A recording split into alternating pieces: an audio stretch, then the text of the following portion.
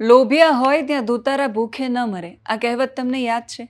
બસ આવું જ કંઈક વારંવાર થાય છે. પોન્ઝી સ્કીમોના નામે લોકોને ઊંચું વળતર આપવાની લાલચ અપાય છે અને રૂપિયા પડાવી લેવાય છે.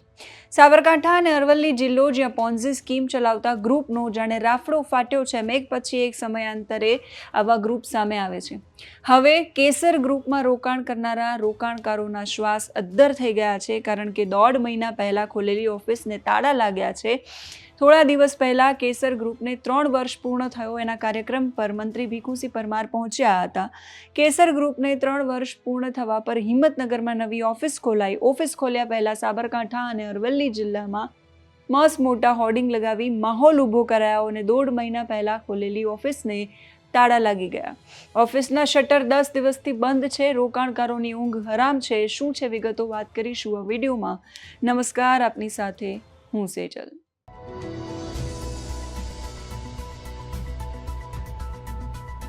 બીઝેડનો ગોટાળો તમને યાદ છે? આટલું બધું થયું તોય લોકોની લાલચ ઓછી નથી થતી. ખાસ ઉત્તર ગુજરાતમાં લોભામણી લાલચો આપીને લોકોના પૈસા ઓળવી લેવામાં આવે અને પછી લોકોને ઉલ્લુ બનાવવાની અઢળક સ્કીમો ચાલે છે. લોકો એમાં ફસાતા જ જાય છે. બીઝેડનો કેસ સામે આવ્યા પછી ચેતી જવાનું હતું, પણ છતાંય કરોડો રૂપિયાનું કૌભાંડ ફરી એકવાર સામે આવ્યું. સાબરકાંઠામાં વધુ એક વખત ઊંચા વળતરની લાલચ આપીને રોકાણકારોને કરોડો રૂપિયાનો ચૂનો લગાવવામાં આવ્યો છે. હિંમતનગરમાં સંબંધ, વિશ્વાસ અને નીતિના મોટા મોટા બણગા ફૂંકીને રોકાણકારો સાથે કરોડો રૂપિયાની ઠગાઈ આચરનાર ગેંગ સામે આખરે પોલીસ સ્ટેશનમાં લેખિત રજૂઆત થઈ. કેસર વર્લ્ડ વાઇડ પ્રાઇવેટ લિમિટેડ નામની કંપની બનાવીને રોકાણકારો પાસેથી કરોડો રૂપિયા ખંખેરી લેવામાં આવ્યા. બિટકોઇન અને યુએસડીટી જેવી ક્રિપ્ટોકરન્સીમાં રોકાણ કરવાના નામે લોકોને દર મહિને 3% લઈને 10% સુધીના તગડા વળતરની લાલચ આપવામાં આવી. રોકાણકારોને ફસાવવા માટે સોશિયલ મીડિયા પર અને જમીન પર મોટા મોટા બેનરો સંબંધ, વિશ્વાસ અને નીતિ જેવા શબ્દોનો બેફામ ઉપયોગ કરીને લગાવવામાં આવ્યા. આ કૌભાંડી ટોળકી એટલી શાતિર હતી કે લોકોને ગેરંટી આપી કે આ પ્લાન 100% સુરક્ષિત છે. સામાન્ય લોકોએ પોતાના લોહી પરસેવાની કમાણી, કોઈ કે 3 લાખ, કોઈ કે 2 લાખ, 4 લાખ, કોઈ કે 1000, એવી રીતે 1 કરોડ રૂપિયા સુધીની મોટી રકમ છે આ પોન્ઝી સ્કીમમાં રોકાઈ હતી. પ્રાથમિક માહિતી પ્રમાણે રોકાણકારો સાથે 1,34 લાખ કરતાં વધારેની છેતરપિંડી થઈ છે અને આંકડો વધી શકે છે. પાપનો ઘડો ભરાતા જ રંગ બદલાયો. જ્યારે રોકાણકારો પોતાનું વળતર લેવા ઓફિસ પહોંચ્યા ત્યારે ઓફિસને તાળા લટકેલા જોવા મળ્યા. કંપનીના CEO મહિપાલસિંહ ઝાલા સહિત તમામ ઠગબાજો કરોડો રૂપિયા લઈને રાતોરાત પલાયન થઈ ગયા.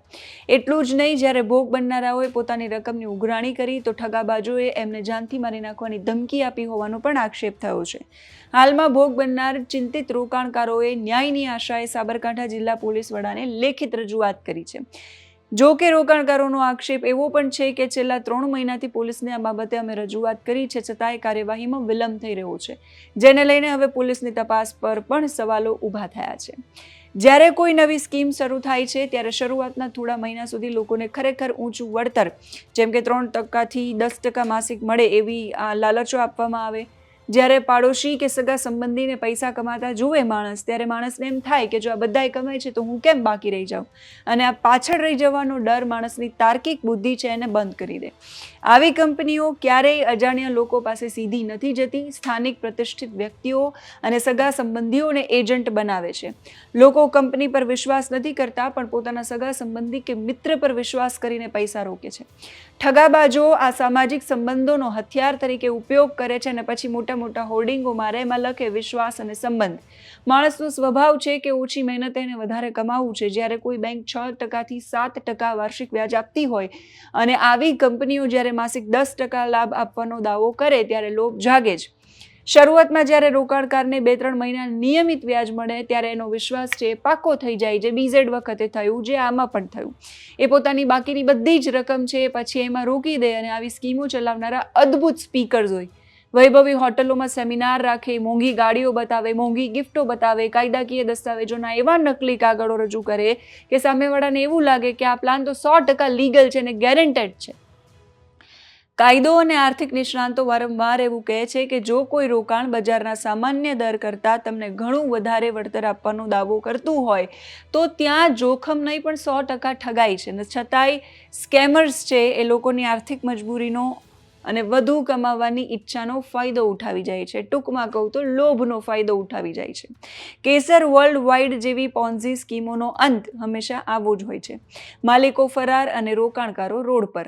એટલે જ કહેવાય છે કે સાવચેતી એ જ સલામતી છે. કોઈ પણ સ્કીમમાં રોકાણ કરતા પહેલા સરકારની માન્ય સંસ્થા જેમ કે RBI કે સેબી હેઠળ એ રજિસ્ટર્ડ છે કે નહીં એની તપાસ કરવી બહુ જ જરૂરી છે.